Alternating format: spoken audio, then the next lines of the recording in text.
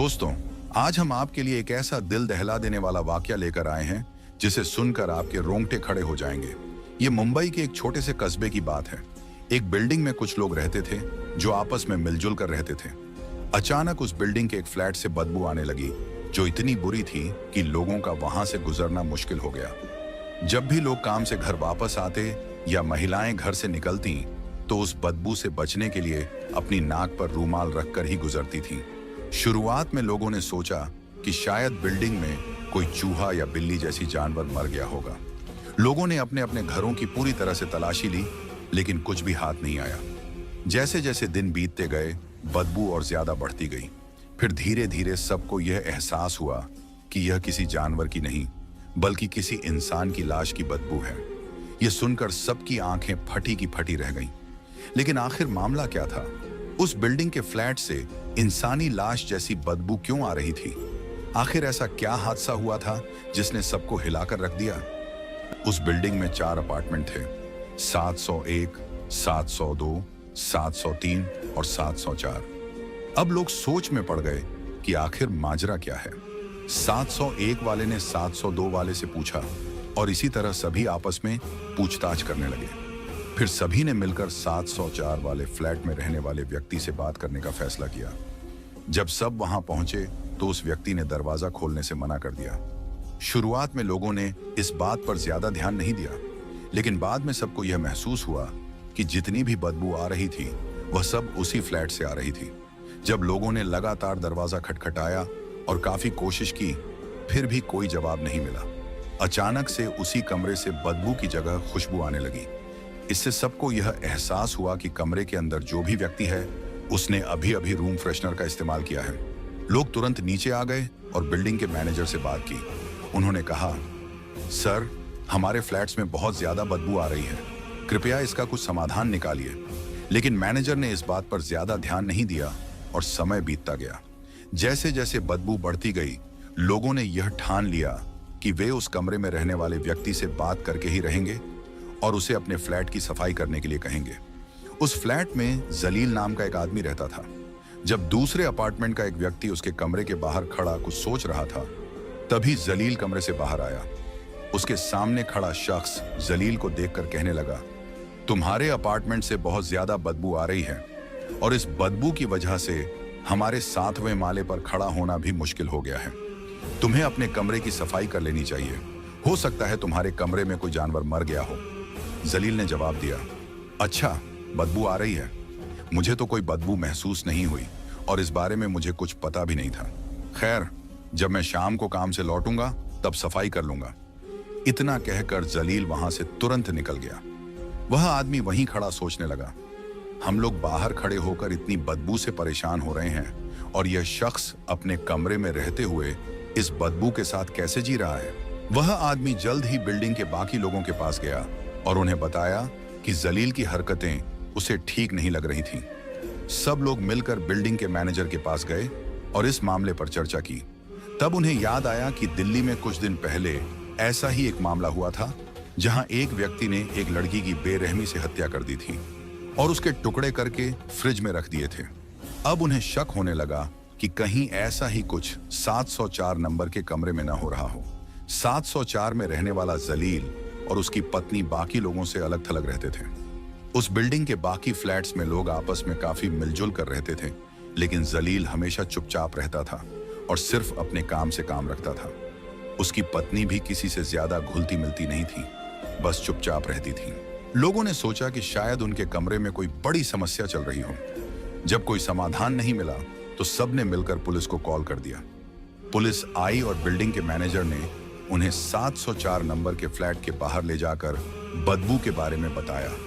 Police वालों ने बदबू को महसूस करते ही अंदाजा लगा लिया कि कुछ तो गड़बड़ है, क्योंकि ऐसे मामले उन्होंने पहले भी देखे थे। पुलिस ने वहां खड़े लोगों की मदद से दरवाजा तोड़ दिया। जैसे ही दरवाजा टूटा, अंदर से इतनी तेज बदबू आई कि सबके रोंगटे खड़े हो गए और लोग कक्ष से पीछे की ओर भागने लगे। बदबू इतनी ज्यादा थी कि सहन करना मुश्किल हो गया। पुलिस ने मास्क लगाकर फिर से कोशिश की और कमरे के अंदर घुसी। कमरे में घुसते ही पुलिस ने देखा कि जमीन पर लकड़ी काटने वाली आरी पड़ी हुई थी। यह देखकर पुलिस को शक हुआ। सबसे पहले पुलिस वाले बेडरूम में गए, फिर बाथरूम की जांच की, लेकिन वहां कुछ नहीं मिला। इसके बाद उन्होंने फ्रिज की ओर देखा, क्योंकि उन्हें शक था कि दिल्ली वाली घटना यहां भी दोहराई गई होगी, लेकिन फ्रिज में कुछ नहीं मिला। फिर पुलिस वाले किचन में पहुंचे।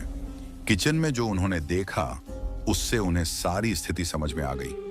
किचन में 2 बाल्टियां और एक टब रखा हुआ था, जिनमें खून भरा हुआ था। खून के साथ उन बाल्टियों में छोटे छोटे मांस के टुकड़े भी थे, लेकिन अभी भी यह साफ नहीं हो पाया था कि यह मांस के टुकड़े किसी जानवर के हैं या इंसान के। उनमें से कई लोग यह सोच रहे थे कि यहां जरूर कुछ गलत हो रहा है। कुछ ने तो यह भी अंदाजा लगाया कि शायद ये लोग कसाई हैं और यह जो सारे टुकड़े हैं ये किसी जानवर के हैं। लेकिन थोड़ी देर बाद उनकी यह सोच बदल गई, जब उन्होंने एक बाल्टी में एक मानव टांग देखी। उसके अलावा वहां और भी छोटे छोटे मांस के टुकड़े थे। पुलिस ने और गहराई से जांच की और पाया कि रसोई में एक प्रेशर कुकर भी है जो ढका हुआ था। जैसे ही पुलिस ने प्रेशर कुकर खोला, उनके सामने एक और चौंकाने वाला दृश्य आया। प्रेशर कुकर के अंदर भी मांस के कई टुकड़े भरे हुए थे। चूल्हे पर एक तवा भी रखा था, जिसे जब ध्यान से देखा गया तो पता चला कि उसी तवे पर मांस को भूने का निशान था। पुलिस के मन में सवाल उठ रहे थे कि आखिर वह इंसान कौन था जिसे इस तरह से मार दिया गया। इसी बीच पुलिस को एक कटी हुई चूड़ी मिली जो किसी महिला की थी। अब उन्हें समझ में आ गया था कि यह सभी टुकड़े एक औरत के हैं। अब तक उनके पास एक सुराग था, लेकिन उन्हें पता करना था कि यह महिला कौन थी। पुलिस ने पास के लोगों से पूछताछ की। लोगों ने बताया कि यहाँ एक जोड़ा रहता है, जलाल और उसकी पत्नी मबीना। जलाल को सुबह देखा गया था, लेकिन मबीना को 2-3 दिन से कोई नहीं देख पाया था। अब पुलिस को शक था कि शायद यह मबीना ही है, लेकिन सच क्या था यह जलाल ही बता सकता था। पुलिस ने तय किया कि उन्हें जलाल को पकड़ना होगा, लेकिन एक समस्या थी। अगर उन्होंने उसे अचानक पकड़ लिया तो वह भाग सकता था और फिर उसे ढूंढना मुश्किल हो जाता। इसीलिए पुलिस ने योजना बनाई कि वे 2 पुलिस कर्मियों को सिविल कपड़ों में बिल्डिंग के अंदर छोड़ देंगे, जबकि बाकी लोग बाहर उसके आने का इंतजार करेंगे। इससे जलाल को भागने का मौका नहीं मिलेगा। अब पुलिस जलाल का इंतजार कर रही थी। जैसे ही शाम हुई, जलाल काम से वापस आया। पुलिस ने उसे चारों ओर से घेर लिया। पुलिस वालों ने फौरन जलाल को पकड़ लिया और जब उससे पूछताछ की गई कि उसके कमरे में क्या हो रहा था और उसकी बीवी कहाँ है, तो जलाल के तो होश उड़ गए। फिर वह कहने लगा, साहब चलो कमरे में बैठकर मैं आपको सारी सच्चाई बताता हूँ और यह भी बता देता हूँ कि इन सब चीजों में मेरी कोई गलती नहीं है। पुलिस वालों ने कहा, गलती किसकी है ये तो हम पता कर ही लेंगे, लेकिन तुमने जो कुछ किया उसके बारे में खुलकर बताओ। जलाल ने जल्दी से सिगरेट का कश लिया और फिर अपनी बात शुरू की। उसने बताया, मैं एक छोटे से घर में अपने माँ बाप के साथ रहता था और मेहनत मजदूरी करता था। जब मैं जवान हुआ तो मेरे माँ बाप दुनिया से चल बसे। अब मैं बिल्कुल बेसहारा हो गया था। बेरोजगार तो मैं पहले ही था, कभी काम मिलता कभी नहीं, लेकिन फिर मैं एक पक्की जगह पर नौकरी करने लगा। वह एक परचून की दुकान थी। मैं दुकान अच्छे से चला रहा था। आसपास के लोग वहां से सामान खरीदते थे और मेरी भी बहुत इज्जत करते थे। मेरी काफी जान पहचान हो गई थी। लेकिन एक दिन कुछ ऐसा हुआ कि उस दुकान पर एक औरत आई जो सामान खरीद कर चली गई। वह अक्सर मेरी दुकान पर आने लगी और मुझे वह अच्छी लगने लगी। कुछ दिन तो बड़े अच्छे गुजरे, लेकिन अचानक एक हादसा हुआ। एक कार की टक्कर से मेरा एक्सीडेंट हो गया और मेरा काफी खून बह गया। मुझे खून चढ़ाया गया ताकि मेरी जान बच सके। अल्हम्दुलिल्लाह मैं ठीक हो गया, लेकिन कुछ महीनों बाद फिर से बीमार पड़ गया। जब मैंने अस्पताल जाकर अपने टेस्ट कराए तो मुझे पता चला कि मुझे कैंसर हो गया है। मैंने और टेस्ट करवाए और अंदाजा हुआ कि जिस खून से मेरी जान बचाई गई थी उसी की वजह से मुझे यह बीमारी हुई। मैंने इलाज करवाना शुरू किया और फिर से अपने काम पर लौट आया। उसी दुकान पर फिर से मेरी मुलाकात उसी लड़की से हुई जिसका नाम मबीना था। अब हम दोनों एक दूसरे के और भी करीब आ गए थे, क्योंकि अब दोस्ती प्यार और प्यार के बाद शादी में बदलने वाली थी। और फिर वह दिन आ गया जब हमने शादी कर ली। हम दोनों एक अच्छी जिंदगी बिता रहे थे, लेकिन अब खर्चे काफी बढ़ चुके थे। पहले तो मैं अकेला था, अब बीवी आ चुकी थी। मैंने अपना छोटा सा मकान किराए पर दे रखा था, जहां से मुझे 35,000 महीना किराया मिल रहा था। खुद मैं एक फ्लैट में कम किराए पर रहने लग गया, जहां मेरा खर्चा सिर्फ 10,000 आता था। इस तरह मेरे पास 25,000 रुपए सीधा बचने लग गए। दूसरी तरफ मैं परचून की दुकान पर नौकरी भी कर रहा था, जिससे हमारा गुजारा अच्छी तरह चल रहा था। मेरी बीवी शादी से पहले अपने चाचा के साथ रहती थी, क्योंकि उसके माता पिता के बीच लड़ाई झगड़े चल रहे थे।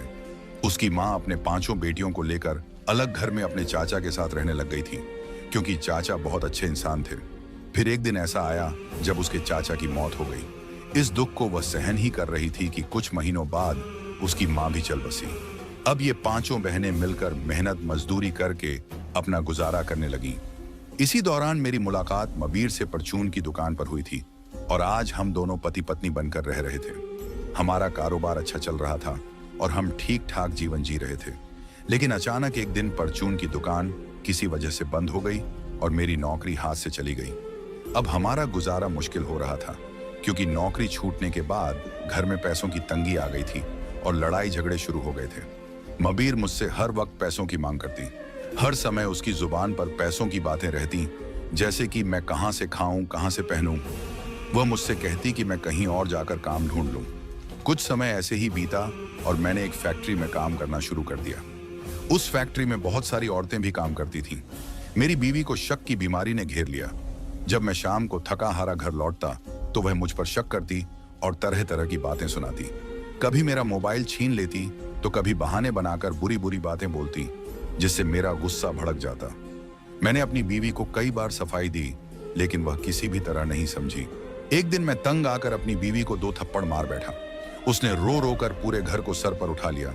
जैसे तैसे करके मैं काम पर निकल गया। पूरा दिन फैक्ट्री में काम करता रहा, लेकिन मेरे मन में बीवी की बातें ही घूमती रहीं। मैं दुआ कर रहा था, या अल्लाह मेरी बीवी को हिदायत दे। शाम को जब मैं घर लौटा और कमरे का दरवाजा खोला तो मेरे पैरों तले जमीन खिसक गई। मेरी बीवी जमीन पर गिरी पड़ी थी और उसके आसपास कुछ दवाइयां बिखरी हुई थीं। मैंने भागकर उसे उठाया तो उसके मुंह से झाग निकल रहा था और उसकी सांसें नहीं चल रही थीं। मेरी बीवी इस दुनिया से जा चुकी थी। उसने जहर खा लिया था। पुलिस ने मुझसे पूछा, अगर तेरी बीवी ने जहर खा लिया था तो तूने पुलिस में शिकायत क्यों नहीं की? मैंने डरते हुए जवाब दिया, मुझे डर था कि पुलिस मुझे ही दोषी ठहराएगी और जेल भेज देगी, क्योंकि गलती तो मेरी बीवी की थी और मैं बलि का बकरा बन जाता। इसीलिए मैंने आप लोगों को कुछ नहीं बताया। मैंने सोचा कि क्यों ना मैं उसकी लाश को ठिकाने लगा दूं, लेकिन पूरी लाश को ऐसे ही बाहर ले जाना मुश्किल था, क्योंकि मैं 7वीं मंजिल पर रहता था। अगर मैं लाश को बाहर ले जाता तो कोई ना कोई मुझे देख लेता और सवाल करता कि तू यह क्या कर रहा है। तब मैं उन्हें क्या बताता। फिर मैंने फैसला किया कि बीवी की लाश के छोटे छोटे टुकड़े कर दूंगा और उन्हें ठिकाने लगा दूंगा। सबसे पहले मैं शहर जाकर कुछ औजार खरीद लाया, जैसे कि हथौड़ा, आरी, लकड़ी काटने वाली कट्टर और कुछ और सामान। फिर मैं घर लौट आया और बीवी की लाश के छोटे छोटे टुकड़े करने लगा। लेकिन मुझे पता था कि मैं यह काम बहुत जल्दी नहीं कर पाऊंगा और थोड़े ही समय में लाश सड़ने लगेगी और बदबू आने लगेगी, क्योंकि इंसान की लाश की बदबू जानवर की लाश से कहीं ज्यादा भयानक होती है। ये बात मुझे अच्छे से पता थी। तब मैंने सोचा कि इस बदबू को खत्म करने का एक ही तरीका है। मैंने एक प्रेशर कुकर लिया और बीवी की लाश के कुछ टुकड़े उसमें डालकर उबालने लगा। उबालने के बाद मैं उन्हें तवे पर फ्राई कर लेता था। मेरा प्रेशर कुकर में उबालने का मकसद था कि टुकड़ों के अंदर से कोई बदबू बाहर ना आए और तवे पर फ्राई करने से पूरी तरह से बदबू खत्म हो जाती थी। ऐसा करने से बदबू कम हो गई थी। पूरे शरीर के हिस्से पिघलकर पूरी तरह से तरल हो जाते थे और मैं उन्हें बाथरूम में जाकर फ्लश कर देता था। जो मांस के टुकड़े बच जाते उन्हें मैं एक प्लास्टिक बैग में डालता और जब काम पर जाता तो उन्हें अपने साथ ले जाता। मैं सुबह सुबह सबसे पहले उठकर काम पर निकल जाता था, ताकि लोग मुझे देख ना पाएं। मैं उस समय निकलता जब आसपास के लोग सो रहे होते थे। फिर मैं इन छोटे छोटे टुकड़ों को बाहर फेंक देता जहां कुत्ते होते थे और वे इन टुकड़ों को खा लेते थे। इस सोसाइटी में रहने वाले सभी लोग इस बात से हैरान थे कि ये कुत्ते हर रोज हमारे ही इंतजार में क्यों रहते हैं कि कोई इन्हें खाने को कुछ देगा। जब लोग कुत्तों को रोटियां डालते तो कुत्ते उन्हें सूंघते तक नहीं थे। लोग परेशान थे कि आखिर माजरा क्या है। असल में मैं अपनी बीवी के छोटे छोटे टुकड़े कर उन्हें उबाल कर और तवे पर फ्राई करके कुत्तों को खिला देता था। जब कुत्तों का पेट गोश्त से भर जाता तो उन्हें और कुछ क्यों चाहिए होता। पुलिस वाले जलील की बातें सुन सुनकर दंग थे। उन्हें उसकी बातों पर जरा भी यकीन नहीं हो रहा था। वे सोच रहे थे कि यही अपनी बीवी का कातिल है। उनके समझ में नहीं आ रहा था कि कोई इंसान इतना निर्दयी कैसे हो सकता है। पुलिस को पूरा यकीन था कि जलील ने ही अपनी बीवी को मारा है और अब खुद को बचाने के लिए झूठी कहानियां बना रहा है। पुलिस ने सोचा कि अब इस लाश का पोस्टमार्टम कराया जाए, लेकिन पोस्टमार्टम किसका किया जाए? जलील ने तो पहले ही अपनी बीवी के शरीर के बाकी हिस्सों को कुत्तों को खिला दिया था। सिर्फ एक टांग ही बची थी। पुलिस ने अब घर की पूरी तलाशी शुरू कर दी ताकि कोई और हिस्सा मिल सके जिससे पोस्टमार्टम करवाया जा सके। पुलिस जलील से लगातार पूछताछ कर रही थी और उसकी काफी पिटाई भी हो चुकी थी, लेकिन जलील अब भी अपनी गलती मानने के लिए तैयार नहीं था। जलील ने पुलिस के हर सवाल का जवाब बड़ी चालाकी से दिया, लेकिन पुलिस को यकीन हो गया था कि उसने अपनी बीवी का कत्ल किया है। पूरे मोहल्ले में यह खबर आग की तरह फैल गई थी कि जलील ने अपनी बीवी के साथ कुछ ऐसा किया है जिसकी कल्पना कोई नहीं कर सकता था। ठीक उसी समय पुलिस को एक गवाह मिला जो जलील की बीवी के बारे में जानता था। यह गवाह जलील के पड़ोस में रहने वाली एक औरत नाजिया थी। नाजिया ने पुलिस को बताया, जलील अक्सर अपनी बीवी को पीटता था। मैंने कई बार उसे रोते हुए सुना है और एक बार उसकी बीवी ने मुझसे कहा था कि वह अब और यह सब बर्दाश्त नहीं कर सकती। उसने यह भी बताया था कि जलील के किसी और औरत के साथ नाजायज रिश्ते हैं। यह सुनकर पुलिस का शक और गहरा हो गया। उन्होंने नाजिया से पूछा, क्या तुम्हें यकीन है कि जलील का किसी और औरत के साथ रिश्ता था? नाजिया ने सिर हिलाते हुए कहा, हाँ, मैंने खुद उसे कई बार देर रात बाहर जाते देखा है और उसने मुझे धमकी दी थी कि अगर मैं किसी को कुछ बताऊंगी तो वह मुझे भी नहीं छोड़ेगा। पुलिस अब जलील पर पूरी तरह से शिकंजा कसने की तैयारी कर रही थी। उन्होंने उसकी कॉल रिकॉर्ड्स और मैसेज की जांच की। वहां उन्हें एक नंबर मिला जिससे वह अक्सर बात करता था। यह नंबर एक लड़की का था जिसका नाम शबाना था। पुलिस ने तुरंत शबाना को हिरासत में लिया। शबाना ने कबूल किया कि वह जलील के साथ रिश्ते में थी और जलील उससे शादी करना चाहता था। उसने यह भी बताया कि जलील अपनी बीवी को तलाक देना चाहता था, लेकिन उसकी बीवी राजी नहीं थी। वह बार बार कहती थी कि अगर जलील ने उसे छोड़ा तो वह खुद को मार लेगी, लेकिन मुझे नहीं पता था कि वह वाकई ऐसा करेगी, शबाना ने डरते हुए कहा। अब पुलिस ने जलील से सख्ती से पूछताछ शुरू की। पिटाई के बाद जलील ने आखिरकार सच उगल दिया। उसने कहा, हाँ, मैं शबाना से प्यार करता था, लेकिन मेरी बीवी बार बार मुझे धमकी देती थी कि वह खुदकुशी कर लेगी। उस दिन जब मैंने उसे थप्पड़ मारा तो उसने मुझसे कहा कि अब वह मेरी जिंदगी से हमेशा के लिए चली जाएगी।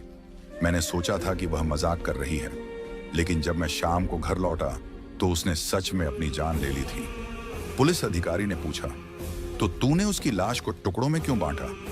जलील ने कांपते हुए जवाब दिया, मुझे डर था कि अगर किसी को पता चला कि उसने खुदकुशी की है तो लोग मुझे दोषी ठहराएंगे, इसलिए मैंने उसकी लाश को ठिकाने लगाने का फैसला किया। लेकिन पुलिस को यह कहानी अधूरी लगी। उन्होंने जांच आगे बढ़ाई और जलील के घर की दीवारों और फर्श से खून के धब्बे इकट्ठा की। यह खून एक तेज धार वाले हथियार से कटने का सबूत दे रहा था। पोस्टमार्टम रिपोर्ट से पता चला कि जलील की बीवी की मौत जहर खाने से नहीं बल्कि गला काटने से हुई थी। पुलिस ने जलील से कहा, तू झूठ बोल रहा है, तेरी बीवी ने खुदकुशी नहीं की थी, तूने उसका कत्ल किया है। जलील अब पूरी तरह टूट गया और उसने कबूल कर लिया। उसने कहा, हाँ, मैंने उसे मारा।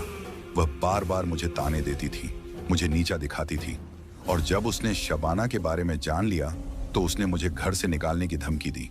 गुस्से में आकर मैंने उसका गला काट दिया। जलील को गिरफ्तार कर लिया गया। अदालत में उसे अपने गुनाहों की सजा मिली। जज ने कहा, तेरा गुनाह माफ करने लायक नहीं है। तूने न सिर्फ अपनी बीवी का कत्ल किया बल्कि उसके शरीर के साथ जो किया वह इंसानियत के खिलाफ है। जलील को उम्र कैद की सजा सुनाई गई। शबाना को भी अदालत ने सह आरोपी बनाया और उसे साजिश रचने के लिए दोषी ठहराया।